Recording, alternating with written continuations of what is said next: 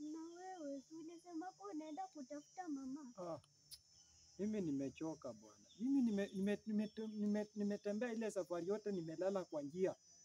Unajua kutoka Nairobi unalala kwa njia. Nimefika hapa tena niende huko tena. Nimechoka. Hizi nyinyi mnaenda shule, acha mimi nikae nilale bwana. Hiyo safari ilikuwa ndefu sana. Na kwani mama ameenda wapi? Kwani wewe umeniambia aje?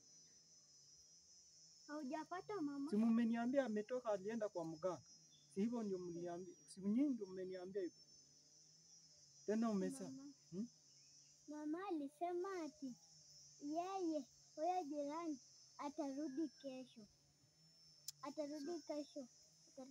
Sasa mnaenda, kwani mnaenda shule? Sawa. Na kwani huyu naye uniform yake kwa wapi? Uniform mmeweka wapi? Walikataza watoto wa CBC wavae kuvaa uniform. CBC wavaingi uniform, mko sure? Na CBC siku hizi wako na uniform zao. Walikataza. So mwalimu wenyu kuna kitu inaendelea. Wanavaanga uniform. CBC ama ni mama hajawashonea? Mama alinishonea uniform. Akaniambia ati enda uvae, wakanichukuza ati CBC wavae kuvaa. Kwa hivyo ni kunidanganya, unanidanganya. Basi enda uvae uniform. Enda tu uvae uniform. Sasa wewe mimi ni kesi, wacha mimi naenda kulala. Hii safari nimechoka sana. Nimetembezwa kwa gari hata ilikuwa tungefika hapa jana jioni. Sasa ona hata leo asubuhi ndio mimi naingia kutoka jana, na nilitoka asubuhi ya jana. Asubuhi ya jana ndio nilitoka asubuhi kabisa. Na ona ningefika hiyo jioni jana, na leo asubuhi ndio wananifikisha.